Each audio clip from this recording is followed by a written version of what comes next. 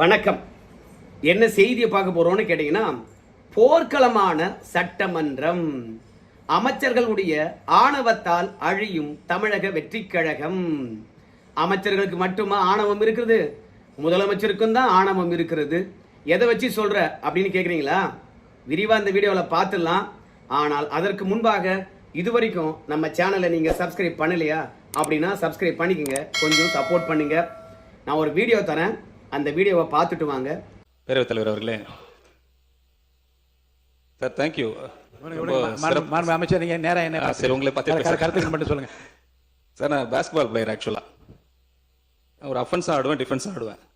எப்போ டிஃபென்ஸ் ஆடணும், எப்போ அஃபென்ஸ் ஆடணும் எனக்கு ரொம்ப நாளா நீங்க கத்துனீங்கன்னா நானும் கத்துவேன். குறுக்க பேச வேண்டாம், நான் உங்களை பார்த்தா பேசிட்டு இருக்கேன். பேரவைத் தலைவர்களே, ஒரு 30 to 25 இயர்ஸ் எஜுகேஷன் ஃபீல்ட்ல இருந்திருக்கு. என்னோட கம்யூனிகேஷன் எல்லாம் இங்கிலீஷ்ல தான் இருந்திருக்கு. இப்போ இந்த மாமன்றத்தில் அவர் சொன்ன மாதிரி கொஞ்ச நாளாகவே உருவ கைலி பண்றது, பொதுவாக சொல்றேன், ஜாதி ரிலேட்டடா பண்றது, பெண்கள் ரிலேட்டடா பண்றது, இப்போ மொழி ரிலேட்டடா வந்துட்டாங்க. செயல் செயல் மட்டும் சொல்லிட்டு இருக்காரு எங்க தலைவர் இருக்காங்க. எனக்கு ஒரு மொழி என்னோட கிறிஸ்டியானிட்டி கற்றுக் கொடுத்துருக்கு. அன்பு மொழி, அமைதி மொழி, இரக்கத்தின் மொழி. இது பாதி பேருக்கு எவ்வளவு தமிழ் படிச்சாலும் தெரியாது. நான் பைபிளை படிச்சிருக்கேன், பார்ன் கிறிஸ்டியன். உங்களுக்கு அந்த மொழி தான் வேணும்னா அதை விட்டுட்டு அதெல்லாம் பார்க்காம நான் உங்களுக்கு அட்வைஸ் கொடுக்குறேன். நீங்க தமிழ்ல இப்படி பேசி எனக்கு யூனிக் இப்படி தான் பேச முடியும். அக்செப்ட் பண்ணுங்க. நான் உங்களுக்கு சேஞ்ச் பண்ண முடியாது. நான் இப்படி தான் பேசுவேன். மக்கள் புரிந்து கொள்ளுகிற வகையில் நீங்கள் நன்றாக தான் பேசினீர்கள். அதோட பிரச்சனை முடித்து அதான் சொல்றேன். பேரவைத் தலைவர் லைட்டர் வெயின்ல எடுத்துக்கோங்க. இல்ல பெரிய பிரச்சனை கைடன்ஸ் பண்ற மாதிரி பண்ணக்கூடாது. ஏன் செயல் இதுதான். அவருக்கோசம் நான் மாத்திக்க முடியாது, எல்லாருக்கும் நான் மாத்திக்க முடியாது. இல்ல மாண்பு உறுப்பினர், மாண்பு அமைச்சர் கேலி பண்றீங்களா? இந்த வீடியோவில் பேசுறது யாரு? நம்முடைய நிதி அமைச்சர். முழுமையா பார்த்து தான் நீங்க ஒரு முடிவுக்கு வரணுன்றதுக்காக தான் அந்த வீடியோவை கொஞ்சம் நான் நீளமா கொடுத்தேன். இப்ப அமைச்சர் பேசுனதுல இருந்து அவருக்கு அனுபவம் இல்லை அப்படின்றத நம்ம நல்லா தெரிஞ்சுக்கலாம். ஆனால் அனுபவசாலி பேசுனா எப்படி இருக்கு தெரியுமா? பின்னாடி ஒரு வீடியோ தரேன், அந்த வீடியோவை பாருங்க. அப்பதான் இந்த அமைச்சரை பொறுத்த வரைக்கும் ஆணவத்துல பேசுறாரா இல்ல ஆதங்கத்துல பேசுறாரா என்ற விஷயமானது உங்களுக்கு புரியும். இப்போ அமைச்சர் பேசுனதுல இருந்து பல விஷயங்களை நான் உங்களுக்கு விளக்கி சொல்றேன். முதல் விஷயம், இவரு பேஸ்கெட் பிளேயரா, இவருக்கு டிஃபென்ஸும் ஆட தெரியுமா, அப்பன்ஸும் ஆட தெரியுமா. ஆனா சட்டமன்றத்தில் எதுக்கு வந்திருக்காரு? மக்களுக்கு சேவையாற்ற வந்திருக்காரு, மக்களுக்கு வேலை செய்ய வந்திருக்கின்றார். அதனால எதிர்கட்சிகளை எதிர்கொள்வது உங்களுடைய வாத திறமையால இருக்கணும். ஆனா சண்டை போறதுனால இருக்கவே கூடாது. ரெண்டாவது, மக்களுக்கு நலத்திட்டங்களை கொடுத்து அதன் மூலமாக எதிர்கட்சியுடைய வாயை அடக்கணும். விமர்சனங்கள் எதிர்கொள்வதற்கு உங்களுக்கு பொறுமை வேணும். எதிர்கட்சியை பொறுத்த வரைக்கும் சீண்டத்தான் செய்வாங்க. நீங்க சண்டை போட வந்திருக்கீங்க. இது சட்டமன்றமா இல்ல கொழா அடியா? ஏன்னா நீ கத்துனா நானும் கத்துவேன். என்ன அமைச்சருக்கான அழகா இது? உங்களுக்கு என்று ஒரு மாண்பு இருக்கிறது. ஆனா அந்த மாண்பெல்லாம் கடந்து விட்டு எதிர்கட்சிக்காரங்க சத்தம் போடுறாங்கிறதுக்காக நானும் சத்தம் போடுவேன் அப்படின்னா என்ன அர்த்தம்? எதிர்கட்சிக்காரனுக்கு எந்த பொறுப்பும் இல்லை, ஆனா ஆளுங்கட்சிக்காரனுக்கு மிகப்பெரிய பொறுப்பெல்லாம் இருக்குது. அதனால மற்றவங்க மாதிரி நீங்க நடந்து கொள்ள முடியாது. சபாநாயகர் வந்து பாத்தீங்கன்னா நாசுக்கா நறுக்குன்னு தலையில கொட்டின மாதிரி சொல்லுவார். ஆமா நிதி அமைச்சரே, நீங்க மக்களுக்கு புரிகின்ற மொழியில தான் பேசுறீங்க, உட்காருங்க அப்படின்னு தெளிவா சொல்லுவார். என்ன அர்த்தம் தெரியுமா? யாருக்காகவும் தன்னை மாற்றிக்கொள்ள மாட்டேன் அப்படின்னு அமைச்சர் சொல்லிட்டு வேகமா உட்காருவாரு. அதுக்குதான் சபாநாயகர் சொல்லுவாரு, நீ யாருக்காகவும் மாற்ற மாட்டேன் என்னுடைய பழக்கத்தை அப்படின்னு சொல்லக்கூடாது தம்பி. ஏன்னா மக்கள் ஓட்டு போட்டு அனுப்பியிருக்கிறாங்க. உன்னுடைய கடந்த கால வாழ்க்கையை சட்டமன்றத்தில் கொண்டு வந்துடக்கூடாது. நீ வெளியில எப்படி வேணாலும் இருந்திருக்கலாம், உன்னுடைய வெளி வாழ்க்கை எப்படி வேண்டுமானாலும் இருந்திருக்கலாம். ஆனா சட்டமன்றத்துக்கு வந்த பிறகு அதற்குன்னு ஒரு மாண்பு இருக்கிறது. அங்க வந்த உடனே உன்னுடைய எல்லா விஷயங்களும் சுருட்டி வைத்து விட்டு ஒரு அமைச்சராகத்தான் நீ செயல்பட வேண்டும் அப்படின்றதையும். ரெண்டாவது, நான் ஒரு 20-30 ஆண்டுகள் டீச்சிங் லைன்ல இருந்ததுனால நான் இப்படிதான் பேசுவேன் அப்படின்னு சொன்னீங்கன்னா அப்படிலாம் பேச முடியாது. ஏன்னா ஒரு அமைச்சரை பொறுத்த வரைக்கும் நீங்க அளிக்கின்ற விளக்கம் எதிர்கட்சிக்காரங்களுக்கு கிடையாது. உன்னை ஓட்டு போட்டு தேர்ந்தெடுத்து சட்டமன்றம் அனுப்பியிருக்காங்க தெரியுமா, மாசம் மாசம் சம்பளம் கொடுக்குறாங்க தெரியுமா, அவங்களுக்கு புரியணும்.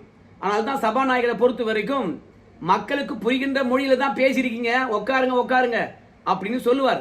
இரண்டாவது, அமைச்சர்கள் கோபப்படக்கூடாது. அதை தான் மீண்டும் சபாநாயகர் பாத்தீங்கன்னா அறிவுறுத்தல் மாதிரி. இதெல்லாம் ஜாலியா எடுத்துக்கணுங்க. எதுக்குங்க கோவப்படுறீங்க, உட்காருங்க உட்காருங்க அப்படின்னு சொல்லிட்டு அமைச்சரை அமைதிப்படுத்துகின்றார்கள். அமைச்சருக்கு பக்குவம் இல்ல, அனுபவம் இல்ல. இரண்டாவது, எதிர்கட்சிக்காரனுடைய விமர்சனத்தை ஏற்றுக்கொள்ளவும் முடியல. பல்லுக்கு பல் கண்ணுக்கு கண் என்று ஜனநாயகத்தில் உட்காந்துக்கிட்டு இவங்க சண்டை போட்டுக்கிட்டு இருக்கிறாங்க. ஜனநாயகத்தில் வன்முறையே இருக்கக்கூடாது, வன்முறையினால எதையும் தீர்த்து விட முடியாது, நீ சத்தம் போட்டா நானும் போடுவேன் தெரியுமா அப்படின்னு சொல்றதுல எந்தவித லாஜிக்கும் கிடையாதுங்க. இன்னொரு விஷயத்தையும் சேர்த்தே சொல்றேன் நான். அதாவது இவரு கிறிஸ்துவரா, பிறந்ததே கிறிஸ்துவராதானா. நம்ம நாட்டில் இருக்கின்ற கிறிஸ்துவர்கள் எப்படி மதம் மாறினாங்க என்ற விஷயமானது படிச்சு பார்த்தா தெரியும். இல்லைன்னா சிலுவை போர்னு ஒன்று நடந்துச்சு, அந்த சிலுவை போர்களை போய் படிச்சு பார்த்தா தெரியும். நாம கிறிஸ்துவராக பெருமை கொள்ளணுமா இல்ல சிறுமை அடைய வேண்டுமா என்ற மாண்பும் உங்களுடைய புரிதலும் நல்லா தெளிவாகும். அதுக்கு உதாரணமாக நான் ஒரு புகைப்படம் வைக்கிறேன் பாருங்க. இவர்கள் தான் கிறிஸ்துவர்கள். எப்படி பெண் வந்து அந்த கிறிஸ்துவரை சுமந்து கொண்டு போதுப்பார். ஏன்னா கருப்பர்களை பொறுத்த வரைக்கும் அவங்க விலங்குகளாம், வெள்ளை பீப்புளை பொறுத்த வரைக்கும் மனிதர்களாம். எப்படியெல்லாம் அடிமை முறையை வச்சிருக்காங்க பாருங்க. அதனால கிறிஸ்தவர்கள் என்றும் மேம்பட்டவர்கள் என்றும், மற்ற சமுதாயத்தை சார்ந்தவங்களாம் ஏதோ தாழ்ந்தவர்கள் என்றும், கலாச்சாரம் இல்லாதவர்கள் என்றும், நான் பிறக்கும் போதே கிறிஸ்துவன் தான் அப்படின்னு பெருமைப்பட பேசுறீங்க. அதனால சட்டமன்றத்தில் வந்து உன்னுடைய மதத்தெல்லாம் பெருமையா பேசக்கூடாது. எவனோ ஜாதி பத்தி பேசுறான், மதத்தை பத்தி பேசுறான், மொழியை பத்தி பேசுறான்னு சொல்லிவிட்டு நீ ஏன் வந்து ஜாதி பெருமையும் இல்ல மத பெருமையும் உள்ள பேசிட்டு இருக்கிற? இல்ல உங்களுக்கு எவ்வளவு திமிரு இருக்கும், ஓட்டு போட்டு அனுப்பின உடனே சட்டமன்றத்தில் உக்காந்திக்கின்னு நீ எவ்வளவுதான் தமிழ் படிச்சாலும் இதெல்லாம் கத்துக்க முடியாதுன்னு சொல்லுவேன். இந்த கருணாநிதி தனத்துல சட்டமன்றத்தில் இன்னைக்கு என்ன தீர்மானத்தை கொண்டு வந்தாங்க? எந்த ஒரு பொது நிகழ்ச்சியா இருந்தாலும் சரி, இல்ல அரசு நிகழ்ச்சியா இருந்தாலும் சரி, தமிழ்த்தாழ் வாழ்த்து முதல்ல பாடப்பட வேண்டும் என்று நம்ம முதலமைச்சர் இன்னைக்கு தீர்மானத்தை கொண்டு வந்திருக்கின்றார். ஆனா அவங்க அமைச்சர் சொல்றாரு, என்ன சொல்றாரு? நீ என்னதான் தமிழ் படித்தாலும் இதெல்லாம் வராது. ஏன் தமிழ் படித்தவனுக்கு பண்பு தெரியாதா? தமிழ் படித்தவன் என்ன காட்டு மிராண்டியா? இல்ல தமிழ் படித்தவன் என்ன மிருகமா? என்ன சொல்ல வர நீ? அதுக்கு அடுத்தது அவர் சொல்ற பாருங்களேன், எவ்வளவு திமிரு தனம் பாருங்களேன். நீங்க இதெல்லாம் கத்துக்கொள்ள வேண்டும் என்றால் நீங்க பைபிளை தான் படிக்கணும் அப்படின்னு சொல்ல வர்றார். இல்ல சொல்ல வரல, சொல்லியே போயிடுறார். ஸோ அப்படி என்ன, அது என்ன சட்டமன்றமா இல்ல உங்க சர்ச்சா இல்ல மதம் மாற்றுகின்ற கூடமா? என்ன சொல்ல வரீங்க நீங்க? இதெல்லாம் எதிர்கட்சிக்காரங்க கேள்வியா கேட்டாங்களா? இல்ல பதிலாக இதெல்லாம் சொல்ல வேண்டிய அவசியம் என்ன? அப்போ அதிகாரம் கிடைத்தால் என்ன வேணாலும் சொல்லுவீங்க. இல்ல நீங்க பட்ஜெட் உரையுடன் வந்து மத அடையாளத்தை கொண்டு வந்தது ரொம்ப தப்பு. அன்னைக்கு யாரும் கேட்கவே இல்லை. இதே எதிர்கட்சிக்காரன் நம்முடைய வேளாண் துறை அமைச்சர் திருப்பதிக்கு போனதுக்கு கேள்வி கேட்டான். ஆனா நீங்க பட்ஜெட்டுடன் வந்து சிலுவையை கொண்டு வந்ததும் ஜெபமாலயம் கொண்டு வந்ததும் யாரும் கேட்கவே இல்லை. நம்மளை கேட்கறதுக்கு யாருமே இல்லை என்ற திமிர்தனத்துல இப்படி எல்லாம் பேசாதீங்க. தமிழ் படித்தால் எந்த பண்பு வராதா? பைபிள் படிச்சாதான் அந்த பண்பு வருமா? அதாவது இவங்கெல்லாம் அமைச்சராக இருப்பதற்கே தகுதியே கிடையாது.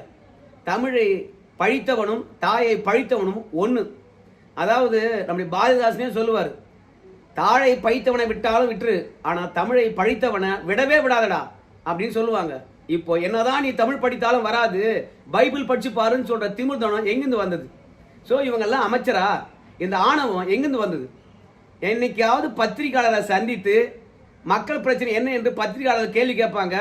அந்த செய்தியாளர்கிட்ட வந்து மக்கள் பிரச்சனைக்காக என்ன தீர்வு கண்டிருக்கிறோம் அப்படின்னு ஒவ்வொரு நாளும் செய்தியாளர்களை சந்திச்சீங்கன்னா உங்களுடைய தகுதி என்னன்னு தெரியும். நீங்க எப்படி பேசுறீங்கன்றது மக்கள் புரிஞ்சு கொள்வாங்க. உங்க முதலமைச்சரும் நான் முதலமைச்சர் யாரையும் சந்திக்க வேண்டும் என்ற எண்ணம்லாம் கிடையாது. ஓட்டு போட்ட மக்கள் கேள்வி கேட்பாங்க, நான் என்ன பதில் சொல்லணுமா என்ன? அதனால மக்களுக்கு பதில் சொல்ல வேண்டிய இடத்துல நான் கிடையாது. நான் எப்பேற்பட்ட ஆளு? நான் முதலமைச்சர், நான் பெரிய நடிகர், எல்லாத்தையும் விட்டுட்டு வந்திருக்கேன், 400-500 கோடி விட்டு வந்திருக்கிறேன். என்ன அழகு இது? ஒவ்வொரு நாளும் மக்களுக்கு நீங்க பதிலளிக்கின்ற இடத்துல இருக்கிறீங்க, மக்கள்கிட்ட சம்பளம் வாங்குறீங்க. அதனால ஒரே ஒரு ஓட்டு போட்டவன் கூட உன்னை கேள்வி கேட்பான். அப்போ அந்த கேள்விக்கான பதில் நீங்க ரெடியா வச்சிருக்கணும். அதனால தன்னை மாற்றிக்கொள்ள மாட்டேன், நான் அப்படிதான் இருப்பேன்னா நீ வெளியே ரவுடியா சுத்தி இருப்ப, அப்படியே திரிய முடியுமா என்ன? அதனால என்னை பொறுத்த வரைக்கும் சரிங்க, அவங்கள பொறுத்த வரைக்கும் ராஜ பரம்பரை என்று நினைத்து விட்டார்கள். அவங்கெல்லாம் பணக்காரர்களாக தான் வந்தாங்க, பணக்காரர்களாகத்தான் நின்றாங்க, பணக்காரர்களாக தான் வாக்கு கேட்டாங்க, பணக்காரர்களாகத்தான் இன்னைக்கு அமைச்சராக திரிகின்றார்கள். எளிய மக்கள், சாமானிய மக்களுடைய எண்ணங்களை அவங்க பிரதிபலிக்க மாட்டாங்க. அதனால உருவகேலி பண்றாங்களாம். பேசுகின்ற பேச்சில் தமிழே வரல. ஆனால் தமிழ்நாட்டில் வந்து ஆங்கிலம் கலந்து பேசினா எல்லாருக்கும் புரியுமா? ஓட்டு போட்டு அடித்தட்டு மக்களுக்கு புரியுமா? அதை புரிந்து கொள்ள வேண்டும். அமைச்சர் தன்னை திருத்திக் கொள்ள வேண்டும். ஏன்னா மக்களுக்கு பதில் சொல்ற இடத்துல நீங்க இருக்கிறீங்க. 5 ஆண்டு காலம் நீங்க நிறைவு செய்த பிறகு பின்னாடி திரும்பி பார்க்கின்ற பொழுது நீங்க பண்ண தப்பு உங்க கண்ணுக்கு தெரியக்கூடாது. நீங்க செஞ்ச நல்லது மட்டும்தான் தெரியணும். அந்த அளவுக்கு நீங்க ஆட்சியை நடத்தணும். எதிர்கட்சிக்காரங்க கோபப்படுத்துவாங்க, அதற்கெல்லாம் நீங்க இலக்காக்க கூடாது. மக்களுக்கு சேவையாற்ற வந்தீங்கன்னா மக்களுக்கு சேவை மட்டும்தான் ஆற்ற வேண்டும். அதனால தவறு இருப்பின் நான் திருத்திக் கொள்கின்றேன் என்று தான் சொல்லணுமே அன்றி, ஆனால் யாருக்காகவும் தன்னை மாற்றிக்கொள்ள மாட்டேன் என்று வம்படி செய்வது, என்னை யாரும் எதுவும் பண்ணிட முடியாது, யார் என்னை அசைக்க முடியும் அப்படின்னு சொல்லிட்டு நினைக்கிறாங்க. அதெல்லாம் ரொம்ப தப்பு. திமுககாரன் அப்படி தான் ஆனா. மீடியாக்களும் சரி, அதிகாரிகளும் சரி, ஆளுங்கட்சியாக இருக்கிற வரைக்கும் பின்னாடி இருப்பதனால பெரிய பலத்துடன் இருக்கிற மாதிரி தெரியும், பெரிய செல்வாக்குடன் இருக்கிற மாதிரி தெரியும். நம்மளை யாரும் அசைத்து பார்க்க முடியாது என்ற எண்ணம் வரும். ஆனால் தேர்தல்னு வந்த பிறகு எந்த மீடியாவும் சப்போர்ட் பண்ண மாட்டான், எந்த அதிகாரியும் சப்போர்ட் பண்ண மாட்டான். தேர்தலில் தோத்தா யாரும் வந்து பார்த்தீங்கன்னா திரும்பி கூட பார்க்க மாட்டாங்க. உதாரணத்துக்கு சேகர் பாபு எடுத்துங்க. ஒரு காவல்துறை அதிகாரி கோயிலுக்கு மேலே போகக்கூடாதுன்னு சொல்லிட்டு நிறுத்தி வச்சு உள்ள அனுப்பலாமா, மேலே காரை அனுப்பலாமான்னு கேள்வி கேட்டாங்க. ஸோ அதுதான் அரசியல். மக்கள் தந்த அதிகாரத்தை சரியாக பயன்படுத்துங்க. ஆனால் மக்களுக்கு பதில் சொல்கிற இடத்துல நீங்கள் இருக்கிறீங்க. நிதி அமைச்சரும் சரி, 2வது முதலமைச்சரும் சரி, மக்களுடைய எண்ணங்களை பிரதிபலிக்கக்கூடிய செய்தியாளருடைய கேள்விகளுக்கு இன்னும் பதிலளிக்கவே இல்லை. அதுவே தவறான முன்னுதாரணம். என்னை யாரு கேட்பான், நான் ஏன் பதில் சொல்லணும் என்ற ஆணவத்தில் இருக்கிறீங்களா? இராணுவத்தால் அழிந்தவனை விட ஆணவத்தால் அழிந்தவர்கள் அதிகம் பேர். அனுபவசாலி சொல்றாரு, அதை கேட்டு வாங்க. கலெக்டர்களுக்கு டென்ஷன் ஆக நாங்கள் டென்ஷன்லேயே 5 ஆண்டு காலம் இருந்தோம். 5 ஆண்டு காலம் இருந்தாலும் 5 ஆண்டு காலம் டென்ஷனாக நாங்கள் மக்களுடைய பிரச்சனை. ஆக நீங்களாம் ரிலாக்ஸாக இருக்கீங்க, அதான் ஆச்சரியமா இருக்கு. எங்களுக்கு ரிலாக்ஸாக இருக்கீங்க, நீங்களாம் ரிலாக்ஸாக இருக்கீங்க. நாங்களும் டென்ஷனாக இருந்தால் இந்த ஐஏஎஸ் இருக்கிட்ட, மேடையில் இருக்கிட்ட, இங்கே மக்கள் இருக்கிட்ட அதிகாரிகள்லாம் டென்ஷனாக இருப்பாங்க. மாண்புமிகு பேரவைத் தலைவர்களே, உறுப்பினர் சொன்னாரு, இன்னைக்கு காலையில, நேற்று நைட்டும் சரி, இன்னைக்கு காலையிலும் சரி, முதலமைச்சர் வந்து மாண்பு முதலமைச்சர் இன்னைக்கு ஒரு சின்ன வாய்க்கா பிரச்சனை கூட போன் அடிச்சு அதை உடனே சரி செஞ்சாச்சான்னு கேட்கக்கூடிய ஒரு முதலமைச்சராக தான் இருக்கிறார். உங்களோட நீங்களாவது 5 வருஷம் டென்ஷன், நாங்கள் தினந்தோறும் டென்ஷன்ல இருக்கிறோம். எதுலையோ எந்த ஒரு சின்ன விஷயமா இருந்தாலும் எங்களுக்கு அப்படி ஒரு பயம் இருக்குது. மாண்புமிகு அமைச்சர் பிஸியாக தான் இருக்கார். அவர் பிஸியாக இருக்கார். ஏன்னா எல்லா கட்சி தொண்டாரும் அவர் பார்த்து புதுசாக வந்த இயக்கம். நாங்கள் வந்து 96 நாங்களாம் எதிராகும் போது எங்களுக்கு அதே போல தான் இளைஞர்களும் வந்து எங்களை வந்து கேட்பார்கள். இனிமேல் தான் உங்களுக்கு தெரிய போகுது. பாருங்க, மேலே எதிர்பார்க்க போது பேசும்போது பேசுவது எளிது, ஆக நடத்தும் போது தான் தெரியும் கஷ்டங்கள். பாருங்க, இன்னும் கொஞ்சம் 3 மாசம் தான் ஆயிருக்கு. பார்த்தீங்களா, புதிய இயக்கம். எங்களுக்கு ஆட்சி கட்டல் இருக்கின்ற போது ஒவ்வொரு நாளும் டென்ஷனாக இருந்தது அப்படின்னு MRK பன்னீர்செல்வம் சொல்றார். கிட்டத்தட்ட இன்னைக்கு எல்லா கட்சியில இருந்தும் உங்க கட்சிக்கு இளைஞர்கள் வருகின்றார்கள். உங்களுக்கு மகிழ்ச்சியா இருக்கும். 3 மாத காலம் தானே ஆட்சி கட்டல வந்து இன்னும் போக போக தெரியும் உங்களுக்கு அப்படிங்கிற. அதனால இன்னைக்கு நீங்க சந்திக்கின்றதெல்லாம் பிரச்சனையே கிடையாது. அதனால அதிகாரங்கள் நிலையானது என்று நினைக்கிறீங்களா? அது ரொம்ப தப்பு. அமைச்சர் பெருமக்களை பொறுத்த வரைக்கும் தங்களை திருத்திக் கொள்ளாத வரைக்கும் மக்கள் திரும்பியே பார்க்க மாட்டாங்க. ஸோ மொத்தத்தில் MRK பன்னீர்செல்வம் அவர்களை பொறுத்த வரைக்கும் விவசாயிகளுக்கு என்ன மாதிரி திட்டங்களை கொண்டு வந்திருக்கீங்க, நாங்கள் என்ன மாதிரி திட்டத்தை கொண்டு வந்தோம் அப்படின்னு பட்டியலிட்டாரு. ஸோ அதே மாதிரி இந்த அறநிலைத்துறை அமைச்சர் ரமேஷ் அவர்களை பொறுத்த வரைக்கும் MRK பன்னீர்செல்வத்தை கிண்டல் பண்றாரு. எல்லா விவசாயிகளும் சொன்னாரு, கரும்பு தோட்டத்தில் காங்கிரீட் போட்டுக்கிட்டு நடந்த விவசாயியை மறந்து விட்டாரே என்று சொல்றாரு. ஸோ மொத்தத்தில் புதுசாக ஆட்சிக்கு வந்திருக்காங்க, இன்னும் அனுபவம் பெறவில்லை. ஸோ மக்களுடைய கோபம் எப்படி இருக்கும் என்று இன்னும் எதிர்கொள்ளவில்லை. அதனால தான் சட்டமன்றத்தில் யாரோ எழுப்பின கேள்விக்கு கோபப்பட்டு இந்த மாதிரி பேசுறாரு. தமிழுக்கு முன்னுரிமை கொடுக்கணும்னு சொல்லிட்டு தமிழ்த்தாய் வாழ்த்து தான் முதல்ல பாடணும்னு சொல்லிவிட்டு தீர்மானத்தை கொண்டு வந்து விட்டு நீங்க தமிழ் படிச்சாலாம் இதெல்லாம் கத்துக்க முடியாது, பைபிள் படிக்கணும் அப்படின்னு சொல்ற திமிரு எங்கிருந்து வந்ததுன்னு தெரியல. இதை எத்தனை பேர் பேசுவாங்கன்னு தெரியாது. ஆனா நாம உடைச்சு பேசியிருக்கோம். உங்க ஆதரவு வேண்டும். நம்ம சேனலை பின்தொடர வேண்டும் என்றால் சப்ஸ்கிரைப் பண்ணிக்கோங்க. நன்றி.